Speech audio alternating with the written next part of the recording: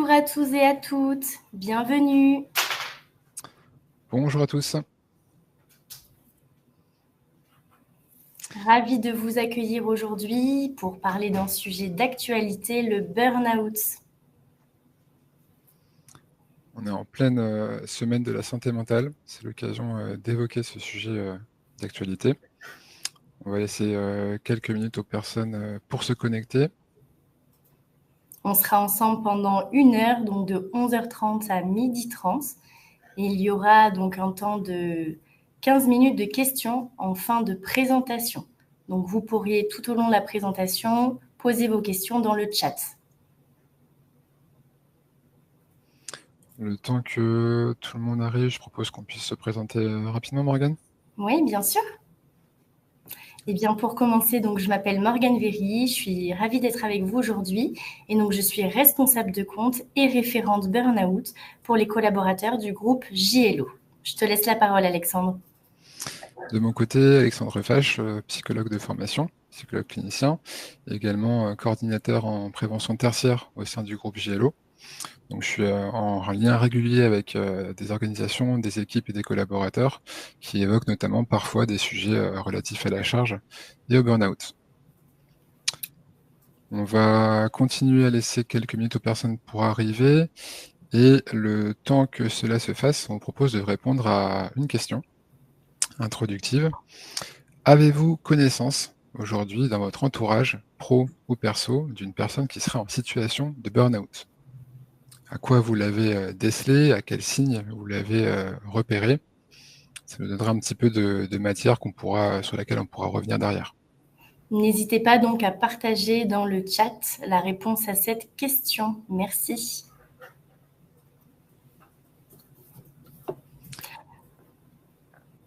En attendant, ce que je propose, c'est peut-être donc de présenter le groupe Apicil et le groupe JLO.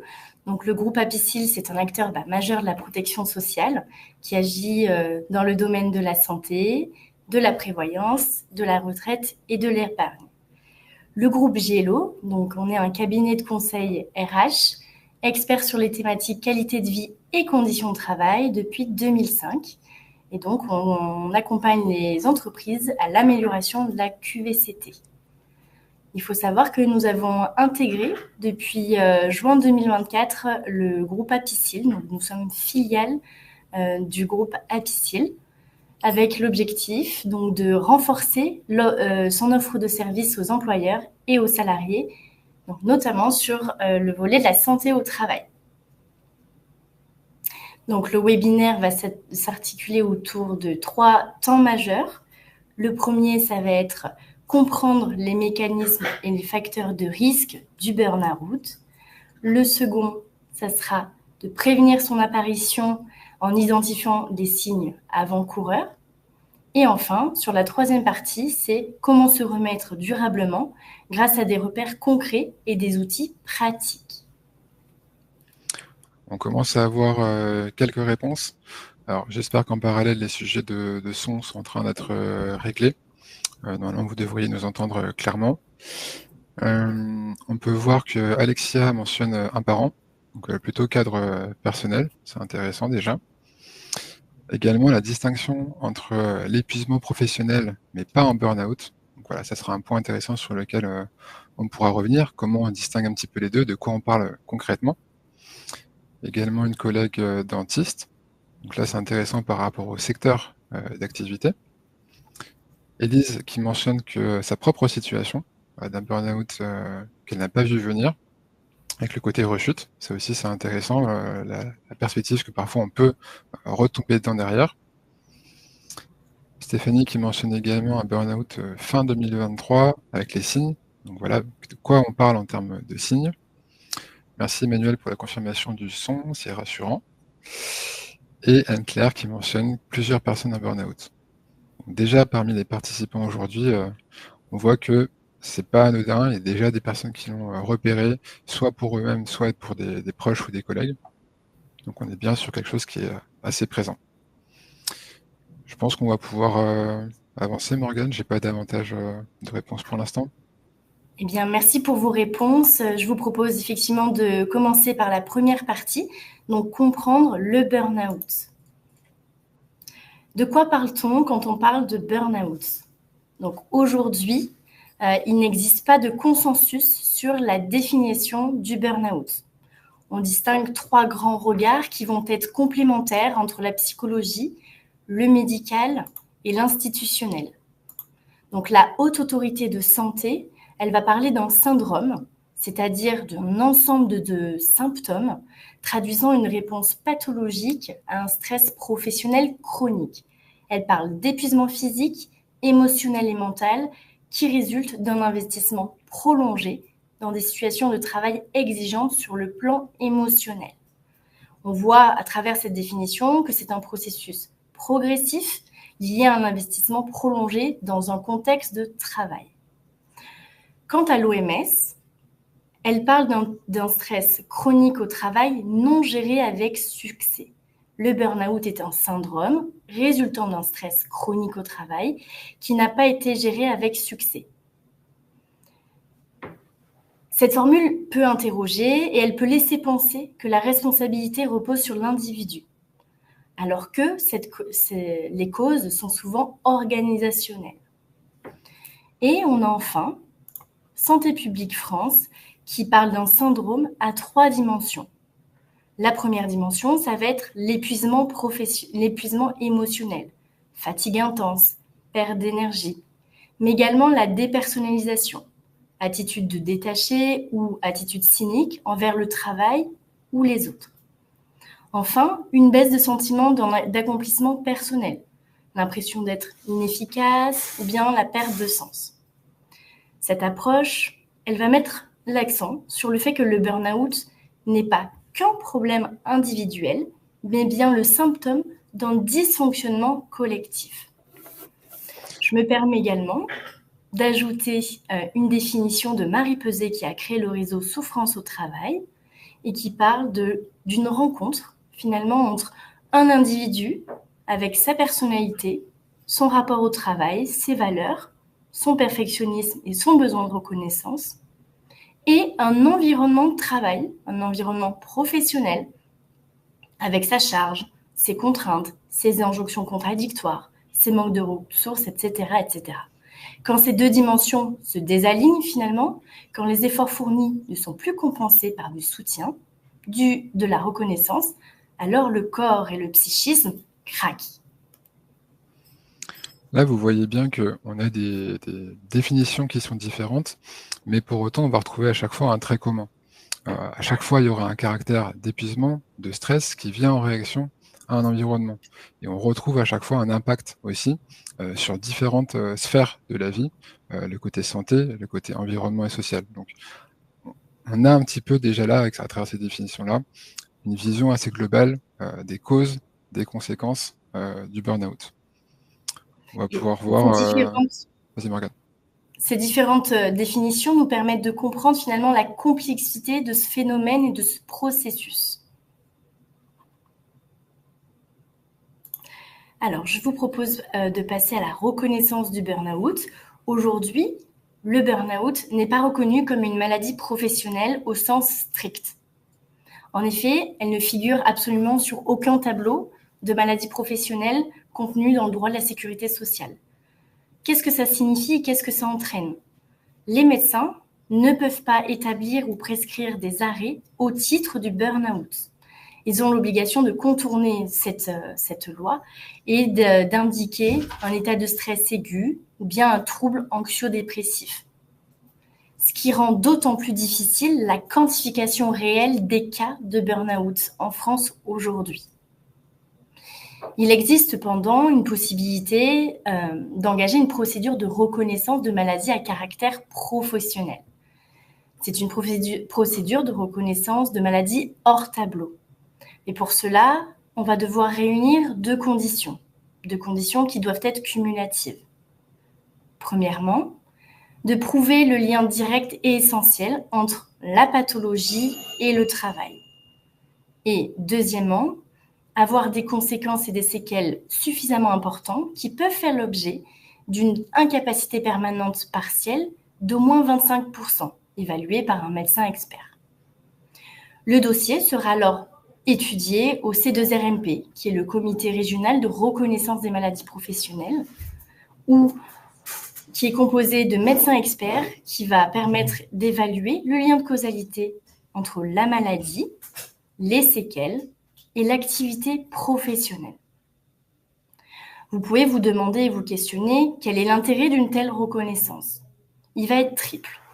Juridiquement, car cela permet d'officialiser la responsabilité du travail et d'engager l'employeur sur la prévention des risques psychosociaux. Médical et financier, car ça ouvre une prise en charge à 100% avec une indemnisation plus favorable. Et enfin, en cas de séquelles, une rente en capital. Enfin, c'est aussi une reconnaissance symbolique forte qui peut aider la personne à légitimer sa souffrance et à donner du sens à son parcours de reconstruction. Je vous apporte une dernière précision sur ce slide. Le délai de prescription, c'est-à-dire vous avez 2 ans pour demander la reconnaissance de la maladie à caractère professionnel à compter des premiers symptômes contenus dans un arrêt de travail. Ce qu'on peut rajouter ici, on voit qu'il y a une évolution de la loi qui permet de reconnaître et de qualifier ces situations, et en soi c'est positif, mais on voit aussi la nécessité de continuer à évoluer dans la reconnaissance pour faciliter les démarches, dans le sens où une personne en situation de burn-out, elle n'a plus de ressources disponibles, et là on aura besoin vraiment de lui faciliter les démarches pour éviter un parcours du combattant derrière dans la reconnaissance, notamment dans la prise en charge niveau employeur, niveau indemnité, etc. On va vous partager quelques chiffres maintenant. Le premier, c'est l'OMS, donc l'Organisation mondiale de la santé, qui estime qu'un employé sur 5 peut être touché par le burn-out dans le monde, donc 20%. On aura également un chiffre intéressant par l'INVS, qui est l'Institut national de sommeil et de la vigilance, qui lui va mettre davantage le focus sur la distinction de genre. C'est-à-dire que dans les cas de souffrance psychique pris en charge par la médecine du travail, il y a, en 2021, au moment de l'étude, 2 fois plus de femmes que d'hommes. Donc ça vient un peu questionner, est-ce que ce sont les femmes qui sont davantage sujettes au burn-out, ou est-ce qu'on parle davantage de visibilité ou de capacité d'alerte? Et enfin, en dernier chiffre, on a le chiffre d'Empreinte Humaine, qui est un cabinet de conseil, qui vient estimer que 34% des salariés sont ou seraient en situation de burn-out, après avec une distinction sévère ou modérée, soit 2,5 millions de personnes dans le monde. C'est quand même relativement conséquent. Et je me permets d'ajouter, effectivement, excuse-moi, que le burn-out, finalement, ne dépend pas d'un métier ni d'un niveau hiérarchique. Toutes les sphères, tous les domaines d'activité sont touchés. Et comme on va le voir après, il y a des secteurs d'activité qui sont davantage marqués. On repère davantage le cas de burn-out. On parle de santé, d'éducation et du social qui seraient les plus touchés, mais également la typologie de poste. Tout ce qui est chefferie de projet, de management, sont considérés aujourd'hui comme plus susceptibles de vivre un burn-out. Donc, on voit qu'il y a aujourd'hui une distinction de par le genre, de par le secteur, de par le type de poste. Pour autant, comme tu le partages, Morgane, n'importe qui peut être touché par le burn-out, n'importe quand, à n'importe quel secteur. Tout à fait. Alors, les études montrent finalement que les femmes sont davantage exposées, non pas parce qu'elles seraient plus fragiles, mais à cause de facteurs structurels liés à leur environnement professionnel et personnel.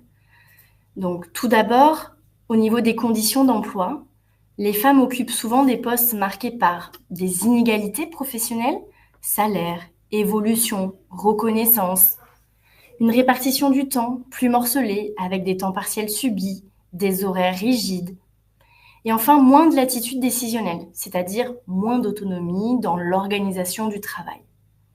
Enfin, les métiers à prédominance féminine sont souvent moins valorisés et moins reconnus. On pense aux soins, au social, à l'enseignement.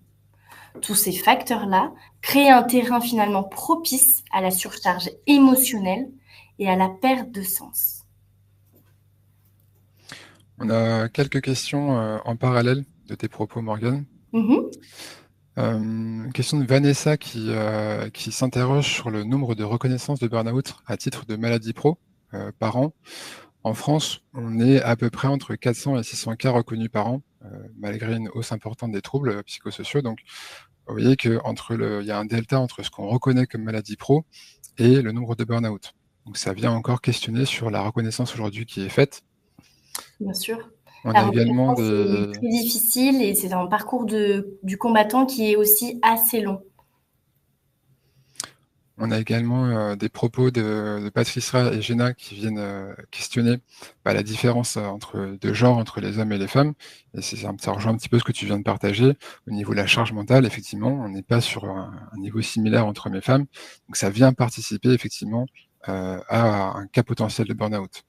Mm. Effectivement, aux conditions d'emploi vont s'ajouter des contraintes familiales et domestiques, encore très inégalement réparties. Effectivement, donc 73% des tâches ménagères aujourd'hui sont toujours assumées par les femmes. La charge mentale est majoritairement féminine. La conciliation entre la maternité et le travail reste aujourd'hui toujours un défi. Et le phénomène de double journée est courant. Enfin, dans les familles monoparentales, 85% sont des femmes. Et donc, beaucoup cumulent cette charge avec un rôle d'aidante. Cette accumulation de rôles professionnels, parental, domestique et parfois aidante, malheureusement, augmente la charge mentale et la fatigue chronique, ce qui explique qu'un tiers des femmes soient plus touchées.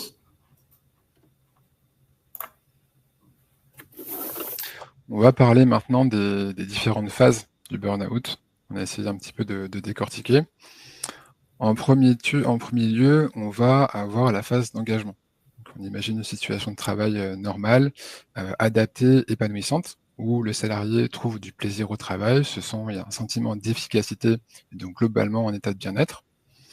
On va ensuite tomber un petit peu dans la phase d'alerte, où on va trouver un surengagement face à des contraintes qui augmentent, où le plaisir est toujours présent, mais on commence à apercevoir de l'anxiété qui apparaît, avec également en parallèle des premiers symptômes. Donc, le premier, le plus souvent évoqué, c'est le sommeil. Le sentiment un peu de se reposer, enfin, de dormir, mais on n'est pas aussi reposé qu'habituellement.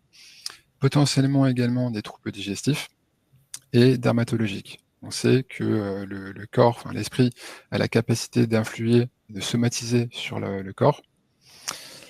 Derrière, on aura la partie acharnement. On continue à essayer de faire face autant que possible avec les ressources qui restent à disposition. L'anxiété se généralise, les symptômes également, et on passe du passage de symptômes au syndrome. Syndrome étant un ensemble de symptômes. On retrouve les troubles du sommeil, la fatigue qui devient chronique, le La repos, perte de mémoire. mémoire, hein, tout ce qui est également cognitif aussi, tout ce qui est physiologique avec de l'hypertension, des ulcères, des infections. Et ce que je trouve intéressant à mentionner, c'est la partie perte d'efficacité, dans le sens où je vais continuer à augmenter mon temps de travail pour faire face à ces contraintes, mais vu que je suis en perte de ressources en parallèle, je suis moins efficace, je suis moins concentré, j'ai moins d'énergie à y attribuer, et je continue. Ça crée un cercle vicieux, moins je suis efficace, plus je travaille. Et là, on arrive à cette dernière phase qui est l'effondrement.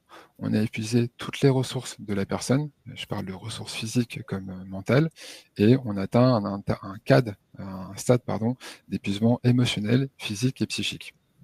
Et là, quand on a des personnes qu'on peut parfois prendre en charge, hein, qui parfois expriment qu'elles se sont réveillées un jour dans l'incapacité totale de se lever. C'était physiquement impossible. Ce qui est assez surprenant justement avec ce phénomène de burn-out, c'est qu'en général, les personnes arrivent à se souvenir d'un élément déclencheur, d'une date précise, d'un événement qui va les faire basculer dans l'effondrement. Quand on parle de l'effondrement, on n'a pas détaillé ici, mais il y a vraiment aussi, avec le stress chronique et les hormones qui vont jouer. Et lorsqu'il y a l'effondrement, c'est finalement la chute du cortisol qui va entraîner l'effondrement physique, psychologique et émotionnel de la personne. Le cortisol, c'est une hormone que le corps va sécréter dans les situations un petit peu de crise ou d'alerte, de stress, pour augmenter un peu les ressources du corps. Mais cette sécrétion, bien que normale au début, pour faire face à une situation de crise, on a besoin d'une phase de redescente pour revenir à un niveau normal de santé. La sécrétion de cortisol à long terme, elle devient vraiment pathologique et nocive pour le corps à long terme. Alors là, c'est intéressant. On voulait faire la distinction entre le stress, la dépression et le burn-out. Aujourd'hui, le mot burn-out est utilisé à tort et à travers et on voulait un petit peu rétablir aussi ces différents mécanismes. Donc le stress, c'est avant tout une réaction normale face à une contrainte ou une situation perçue comme menaçante.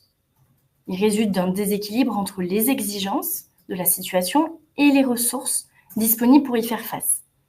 À court terme, ça peut être stimulant, il nous pousse à agir, à nous adapter.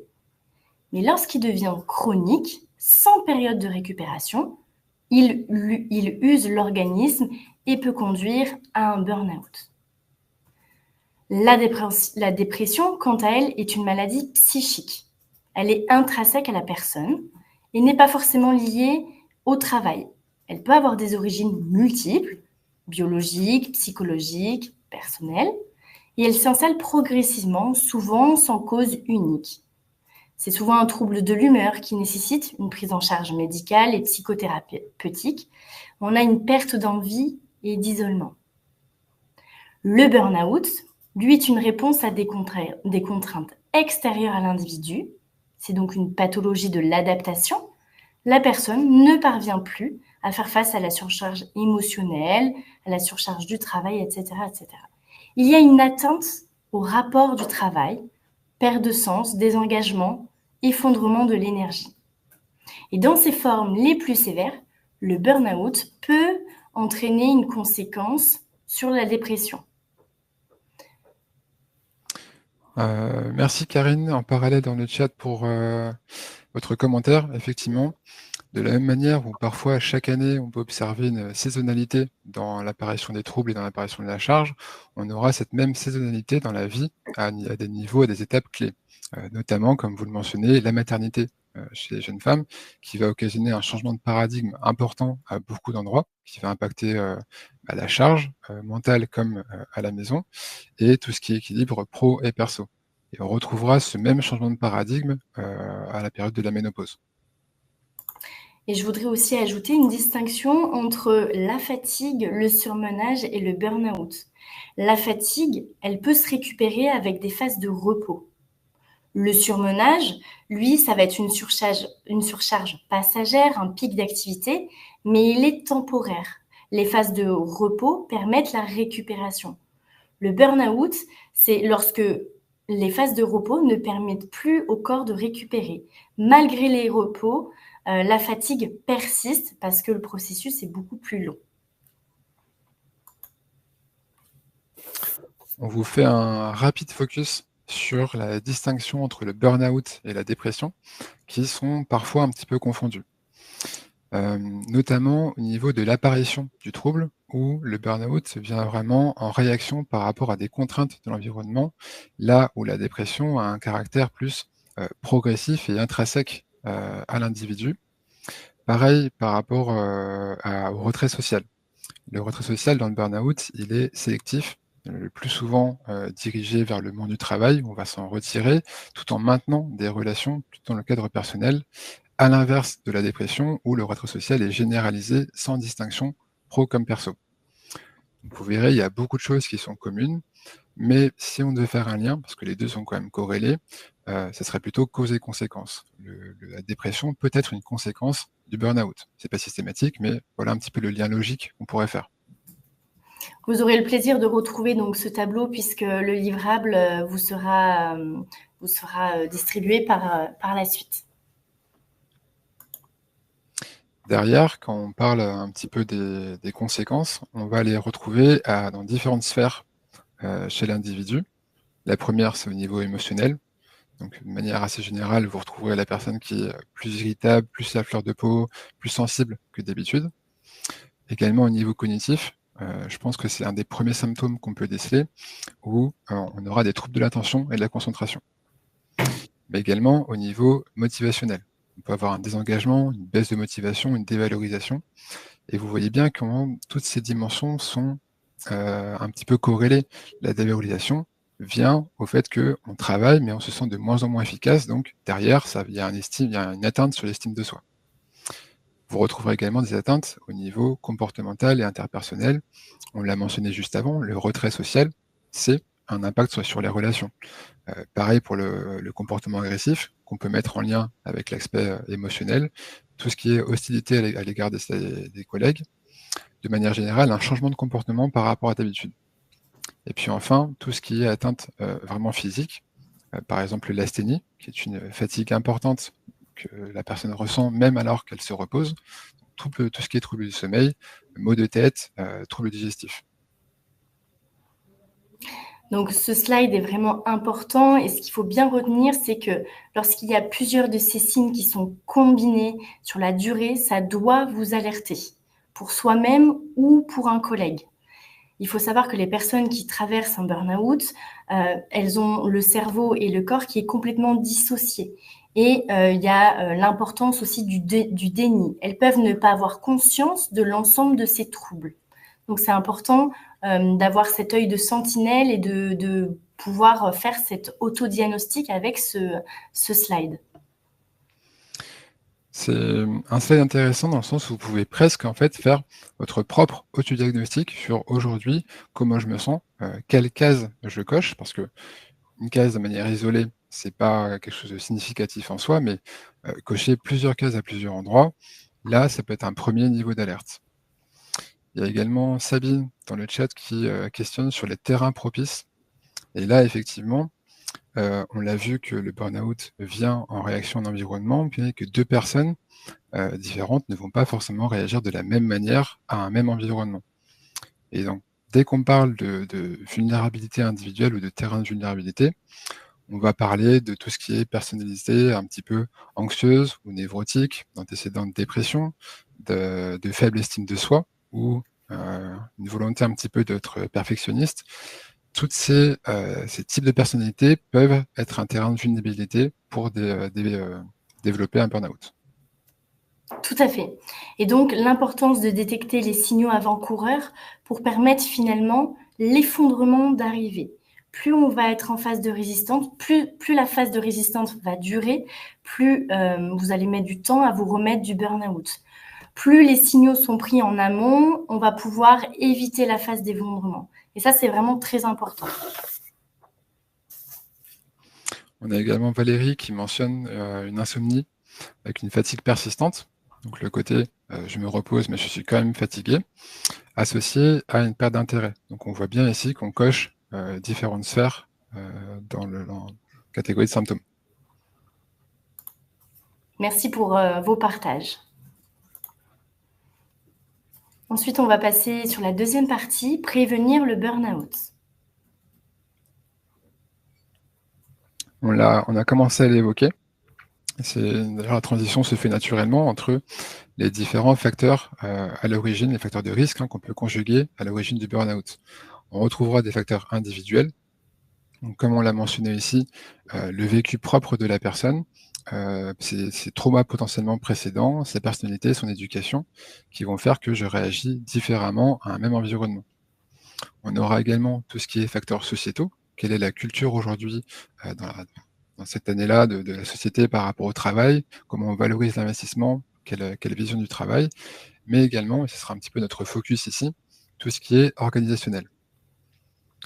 À ce niveau-là, on va pouvoir déceler plusieurs grandes familles de risques. Ces facteurs de risque que vous voyez là ont été proposés par Michel Golac et font aujourd'hui référence dans le domaine. On va distinguer 6 grandes familles de risques. Le premier, il va être relatif à tout ce qui est l'activité et l'organisation, en termes de surcharge de travail, mais également de sous-charge, d'objectifs irréalistes, de pression temporelle, de contraintes de rythme, d'instructions contradictoires. Premier facteur vraiment propre à l'activité. En deuxième, vous trouverez la partie émotionnelle, les tensions avec le public. Pensez notamment au métier du soin, ou des secouristes qui sont en souffrance, en relation avec la souffrance, parfois les décès, mais également tous les métiers en lien avec du public, chauffeurs de bus, hotline par exemple, qui sont davantage exposés aux incivilités du public, personnes qui sont agressives, mais également, en dehors de ces secteurs-là, des personnes qui, pour une raison ou une autre, ont peur au travail, doivent masquer leurs émotions. Tous ces éléments-là seront dans ce facteur-là. Derrière, vous retrouverez la partie autonomie et marge de manœuvre. Cette partie-là, elle va vraiment définir l'autonomie dont je dispose aujourd'hui. Est-ce qu'elle est suffisante? Est-ce que j'en ai trop ou pas assez? Est-ce que j'ai la marge de manœuvre nécessaire pour anticiper, prévoir mon activité? Est-ce que je suis consulté dans les décisions qui sont relatives à mon activité? Est-ce que j'ai la possibilité de développer mes compétences? On est vraiment dans l'autonomie. À savoir que chaque facteur que je vous présente ici, il peut être caractérisé en tant que ressource ou contrainte. Si tout va bien dans une ressource, ça fonctionne bien, tant mieux. À l'inverse, là, il faut se poser des questions. Tout à fait. Donc, les risques psychosociaux ne sont pas un problème finalement individuel, mais un symptôme de dysfonctionnement collectif et organisationnel.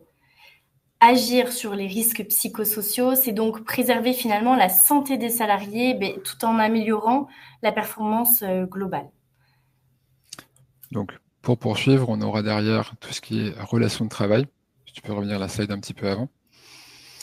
La relation de travail, on sera vraiment sur tout ce qui est les relations entre collègues, les relations avec le management, le pilotage de l'activité, tout ce qui est également reconnaissance, est-ce que j'ai la reconnaissance que j'estime méritée, est-ce que mon travail est valorisé, les relations de travail qui peuvent être également, quand il y a une tension ou un conflit, être déclinées en vécu de harcèlement.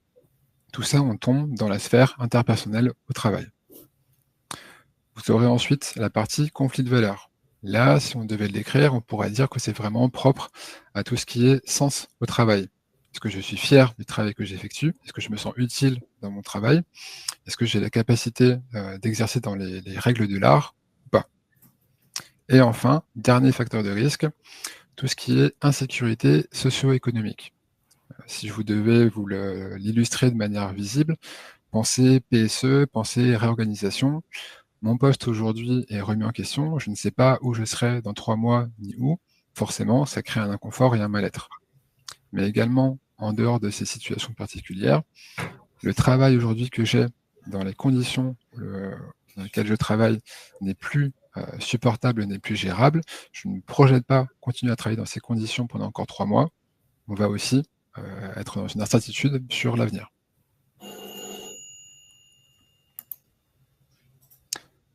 Donc, par rapport à ces facteurs de risque, on va distinguer les facteurs qu'on vient d'évoquer, qui sont vraiment les causes sur lesquelles il faut travailler en amont, et ensuite l'impact au niveau RPS. Quelles sont les conséquences de ces facteurs de risque en tant que contrainte sur l'environnement ou sur les individus?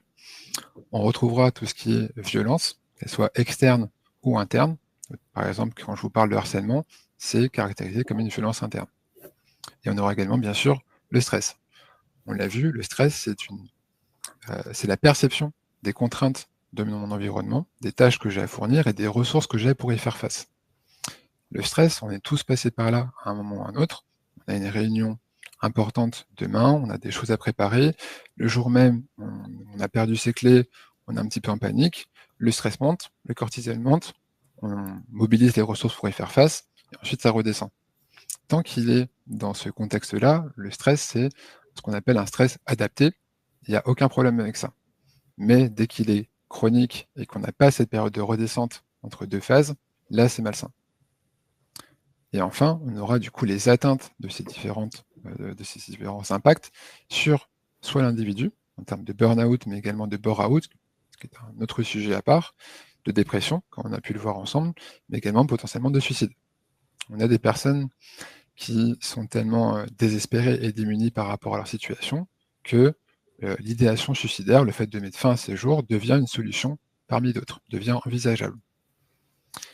Et également, vous aurez des enjeux et des impacts sur l'organisation, sur l'entreprise, au niveau santé, au niveau absentéisme, au niveau relations de travail, donc climat social, sur la productivité bien sûr, parce qu'une personne qui est en arrêt, son activité, elle se reporte sur d'autres, et tout ce qui est attractivité, au niveau marque employeur, par exemple. Vous avez parfois des grands groupes qui font la une par rapport aux conditions de travail. Bien forcément, ça vient créer dans l'imaginaire commun une représentation qu'on se fait de cet employeur-là par rapport aux conditions de travail. Donc on a tout à fait intérêt à valoriser les conditions de travail auprès des employés pour également attirer d'autres talents, etc. Merci pour ces précisions. Nous allons donc passer à la troisième partie, se remettre du burn-out. Alors effectivement, le meilleur moyen donc de prévenir le burn-out, c'est d'agir avant qu'il n'apparaisse. L'objectif ne va pas être seulement de réparer, mais bien de créer des conditions de travail qui soient soutenables et épanouissantes. Tout d'abord, on peut agir sur l'organisation du travail. Ça peut être évaluer la charge de travail pour qu'elle soit réaliste et équitable, ou bien donner de l'autonomie aux salariés afin de les impliquer dans les décisions qui les concernent. Ça peut être encore soutenir les collaborateurs lors du pic d'activité ou bien lorsqu'il y a des changements d'organisation. Le moyen aussi de communiquer sur les transformations pour éviter les zones d'incertitude qui vont générer du stress. Ensuite, on peut venir nourrir le sens et la reconnaissance. Donner du sens au travail, c'est rappeler l'utilité, la contribution au collectif ou bien les réussites, témoigner de la reconnaissance, non seulement des résultats, mais bien des efforts fournis et de l'engagement au quotidien. Donc cette reconnaissance, elle va être existentielle et c'est vraiment un puissant levier de motivation et de mieux-être au travail. Ensuite, on peut venir préserver les qualités des relations humaines, par exemple facilitant l'équilibre de vie pro et vie perso, par des aménagements de postes, des aménagements horaires avec de la souplesse. On peut agir également face aux agressions externes, les clients, les usagers, les publics difficiles. Et enfin, évidemment, bannir toutes les formes de violence, verbale, orale, morale, organisationnelle.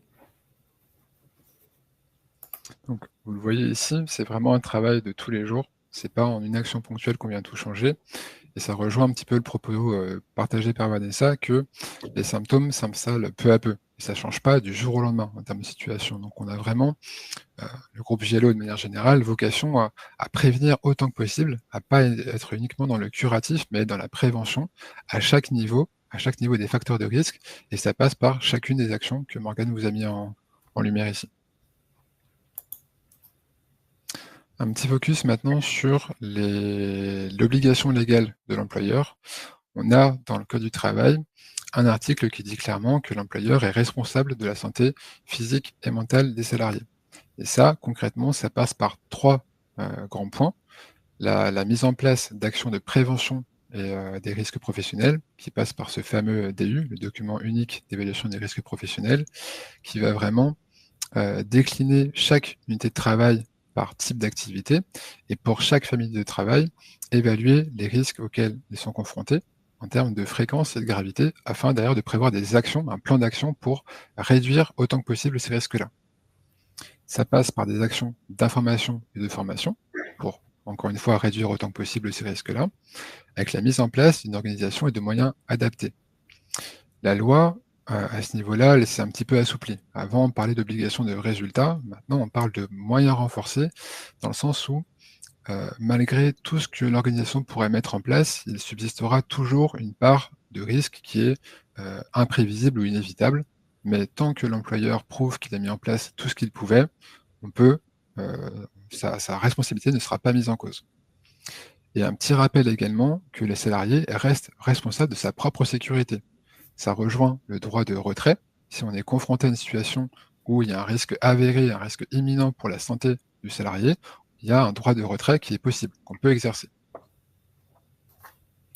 Merci pour ces précisions. Donc maintenant, on va vous parler de l'accompagnement du personne en situation de burn-out. Donc ce slide, il illustre de façon très claire le parcours d'accompagnement d'une personne en burn-out avec les étapes clés de la reconstruction et les acteurs impliqués à chaque phase. Donc le burn-out, ce n'est pas une simple fatigue, c'est vraiment un effondrement complet du système d'adaptation. La reconstruction, elle va se faire de façon lente et progressive, en plusieurs étapes, sur une durée moyenne entre 12, 18, voire 24 mois. Donc, on va commencer par la première phase qui est l'effondrement, lorsque la personne craque, souvent après avoir trop résisté. On est dans la phase d'urgence, on parle ici d'arrêt, de repos complet et de prise en charge médicale immédiate. Ça, c'est essentiel. Ensuite, va venir la phase de récupération. On va devoir recharger ses batteries, on dort, on pleure, on s'isole, on réapprend à ralentir. Attention, le repos n'est pas une fuite, c'est vraiment une étape du parcours de reconstruction. Elle est nécessaire sur le plan physique et psychique, cognitif. Ensuite, va arriver la phase d'introspection. La personne va commencer à se questionner, à vouloir comprendre ce qui s'est passé, ce qui s'est joué, à réfléchir à ses limites, à redonner du sens à son parcours. Elle peut être accompagnée d'un psychologue du travail, d'un psychothérapeute, d'un psychiatre, d'assistante sociale, etc. Ensuite, va venir progressivement, malgré quelques rechutes d'énergie, la phase de projection. On va se remettre à penser à l'avenir, se projeter dans un contexte de travail, envisager finalement l'avenir professionnel de façon différente, avec l'aide de conseillers, de coachs. Et enfin, la dernière phase, ça va être la phase de mise en action. C'est le retour progressif à l'emploi ou à la reconversion. Donc ça peut être accompagné par la médecine du travail, la CPM, les RH, France Travail. Ce qui est important aussi de rajouter, c'est que pour la personne qui est en train de vivre un burn-out, ça va être vraiment d'avoir une approche pluridisciplinaire, d'être accompagné par un psychologue du travail, un psychiatre. C'est vraiment ça qui va pouvoir permettre aux collaborateurs de comprendre ce qu'il est en train de vivre. Il faut savoir aussi que le déni est vraiment très puissant, et qu'il va y avoir une longue phase donc, de déni, après de honte et de culpabilité. Ça fait partie du processus. Ne restez pas seul, faites-vous accompagner. Cette phase-là d'accompagnement, elle va être primordiale dans la rechute au burn-out, puisqu'on estime approximativement entre 30 et 40% de personnes peuvent être amenées à rechuter. C'est pour ça qu'il est important d'être accompagné par des professionnels qui connaissent ce processus. Ça rejoint un peu le propos d'Élise tout à l'heure en début de session, qui mentionnait une rechute après une reprise à temps partiel. Donc voilà, la nécessité vraiment de ne pas rester seul face à ça, de se faire accompagner, de suivre, même si on a l'impression que tout va bien, ça ne vous engage à rien, ne restez pas seul. Quand on reste seul face à ça, on grille déjà 3/4 des solutions à notre disposition. Ouais. Je me permets d'en profiter pour remercier aussi l'association Elburn avec qui on est en partenariat. Donc Elburn ou Les Burnettes, c'est une association qui accompagne les femmes qui sont en train de vivre un burn-out. Et donc effectivement, on a pu bénéficier de leur expertise et voilà des différentes étapes de l'accompagnement d'un burn-out. Donc merci beaucoup à cette association qui œuvre pour le mieux-être. On va prendre un petit temps pour répondre aux commentaires dans le chat. Oui. Élise qui mentionne qu'après 15 mois de repos, son cerveau refuse de fonctionner plus que quelques heures par semaine. Donc ça illustre bien vraiment l'impact cognitif de burn-out et la nécessité d'avoir vraiment presque une rééducation au final avant de pouvoir reprendre. On ne peut pas reprendre dans les mêmes conditions qu'auparavant sans accompagnement. Pour répondre également à Sandrine, c'est un petit peu délicat d'estimer la durée de chacune des étapes qu'on a pu voir avant, dans le sens où c'est vraiment proportionnel et selon, encore une fois, l'individu, ses propres ressources, son propre vécu auparavant, également proportionnel à l'intensité, entre guillemets, du burn-out et l'accompagnement derrière. Donc, vous auriez un terrain vraiment, pas de terrain de vulnérabilité à ce niveau-là, un burn-out et un accompagnement idéal, on peut estimer qu'entre 6 mois et 1 an, potentiellement, on peut revenir. Par contre, en cas de complications, comme parfois ça peut arriver, on n'est pas forcément dans un monde idéal à ce niveau-là, ça peut être un petit peu étiré dans le temps. Et enfin, pour répondre davantage à Florence, je vous rejoins totalement par rapport à ça, c'est difficile de reprendre. Après autant de temps, ça crée forcément une appréhension de la reprise, des questionnements, une angoisse. Est-ce qu'on saura où faire? Quel sera le regard des gens? Je serai jugé potentiellement? Peut-être qu'on va considérer que je suis faible. Il y a encore beaucoup de stigmatisation par rapport à ça, d'où l'intérêt de préparer et d'anticiper la reprise autant que possible. Et je me permets de revenir, Alexandre, sur ce que tu dis. Hein, le burn-out arrive vraiment aux personnes qui sont souvent des personnes impliquées, qui ont envie de bien faire, qui sont perfectionnistes, qui prennent les choses à cœur. Ça arrive aux bons éléments de l'entreprise. Donc, n'ayez pas honte de vivre un tel processus. Hein. C'est vraiment, voilà, ça, c'est important. Hein.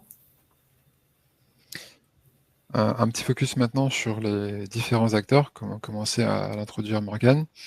Que vous soyez un proche de la personne, un collègue, un simple témoin ou un acteur de la prévention, RH, médecin, manager, etc. Vous avez bien sûr un devoir et un rôle, mais également des limites. Et une fois qu'on atteint ces limites, c'est indispensable de faire intervenir d'autres acteurs complémentaires, notamment au niveau de la santé, tout ce qui est médecin traitant, les psychologues, mais également au niveau du milieu professionnel, donc les cadres, tout ce qui est ligne hiérarchique, les RH, tout ce qui est protection sociale également. On a souvent des enjeux de précarité parfois, ou d'indemnité, mais là, c'est plutôt la CAF et la CARSAT qui vont intervenir, mais également au niveau potentiellement handicap.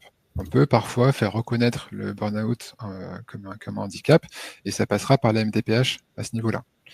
Il y a tout un écosystème qui existe, dont à chaque fois le rôle peut varier. Il y a des assos, comme d'ailleurs Elburn, très intéressantes et très soutenantes. Donc, il faut ne pas hésiter à consulter, demander quelles sont les ressources à ma disposition, quels sont mes droits pour être accompagné le plus possible. Tout à fait. On va pouvoir clôturer ce webinaire sur un dernier point, qui est vraiment comment j'accompagne un collaborateur, comment j'accompagne une personne de manière générale, mais on va dire que ça prend davantage le cas de figure où je suis par exemple encadrant, manager d'un salarié, où j'ai constaté des difficultés, un changement dans son comportement. En première instance, c'est aller au contact de ce salarié, proposer un temps d'échange. Écoute, j'ai constaté que c'était un petit peu compliqué pour toi en ce moment, tu es un peu différent d'habitude, est-ce que tu voudrais qu'on en parle? On prend un temps où chacun est disponible pour évoquer la situation. On va passer en posture d'écoute active afin de vraiment comprendre la situation de la personne, questionner pour bien comprendre, reformuler, valider sa compréhension. On va décrire les changements qu'on a observés afin de vraiment manifester sa préoccupation, son inquiétude. Ok, bah, tu me partages que tout va bien ou que ça va, mais moi j'ai vraiment constaté que tu restes très tard le soir, que tu fais davantage d'erreurs. C'est pas un problème en soi, mais ça change par rapport à d'habitude. Tu viens plus avec nous le midi, donc je suis inquiet par rapport à ça. On va vraiment questionner pour factualiser toute la situation. Comment tu te sens en ce moment? Est-ce que tu te sens débordé? Pourquoi rajouter plus tard? Et encore une fois, on va orienter. On rappelle l'existence des acteurs à disposition, acteurs de la prévention. Écoute, n'hésite pas, tu sais que la RH est à ta disposition, le psychologue également. On peut également prévoir une visite à la médecine du travail pour faire un petit peu un point. Ça t'engage à rien, mais on est là pour toi. Et en cas de refus, comme Morgane, tu le précisais tout à l'heure, parfois il y a un cas de déni, on reste dans une posture disponible. Ce que j'appelle la porte reste ouverte, ça veut dire que, ok, si c'est pas aujourd'hui, ce sera peut-être un autre jour, je reste à ta disposition, n'hésite pas à venir me voir. Tout à fait. Merci pour ces précisions, Alexandre. Donc, hop, elles sont assez importantes. Je vois qu'au niveau du temps, il nous reste 10 minutes. Nous pouvons en profiter pour répondre à d'autres questions si vous en avez. Voilà, c'est l'occasion pour vous, si vous voulez voir approfondir certains points, si vous avez des questions ou des vécus à partager, on a ce temps ensemble.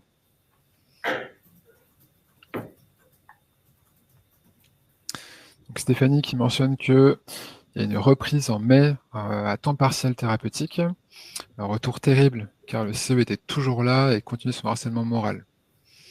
Donc là, on aborde un autre point qui est de dire il y a des aspects qui ont mené, qui ont participé à ce burn-out, il y a eu un arrêt, j'imagine, pendant ce temps-là, il faut effectivement qu'il y ait un changement avant la reprise. Sinon, vous reprenez dans les mêmes conditions qu'avant, et j'imagine que ça va se répéter derrière. Donc l'arrêt, il sert effectivement à retrouver un niveau de santé normal, et à préparer la reprise, le temps de temporiser que les aspects inadaptés ou inappropriés en interne puissent être résolus. Donc, notamment là où on parle de harcèlement moral. On a François qui mentionne également que si on reprend le travail sur son poste, il y a des possibilités de reprendre en temps partiel thérapeutique. On peut imaginer que la personne reprenne le travail sur un poste différent dans l'entreprise ou sur un poste ailleurs. Effectivement, là, on parle potentiellement d'aménagement, donc soit de temps, soit d'activité. On peut parler aussi de reclassement de mobilité interne ou externe, l'idée étant de toujours adapter l'activité à la situation et aux besoins du salarié. Je vois aussi que Élise mentionnait se faire accompagner coûte cher et c'est à juste titre. Il est vrai qu'aujourd'hui, il n'y a pas de prise en charge du burn-out. Soit vous êtes en arrêt de maladie ordinaire, soit il y a une prise en charge pour une maladie professionnelle, mais on a vu que c'était assez complexe. Donc il est vrai qu'aujourd'hui, c'est pour ça que des associations essayent de faire reconnaître et de faire avancer les sujets sur le burn-out pour justement faire bénéficier au plus grand nombre d'une pluralité d'accompagnement, puisque vous avez raison, aujourd'hui, ça peut coûter cher. Il y a des entreprises qui proposent aussi des accompagnements à leurs collaborateurs, comme avec des cabinets de conseil comme nous. Donc, n'hésitez pas aussi à demander les dispositifs mis en place à votre employeur.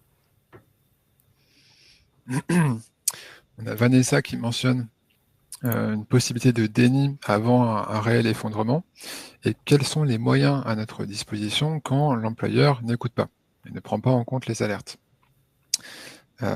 Effectivement, dans un monde idéal et sur la théorie, les différents acteurs de prévention sont à l'écoute et opposent une réaction adaptée.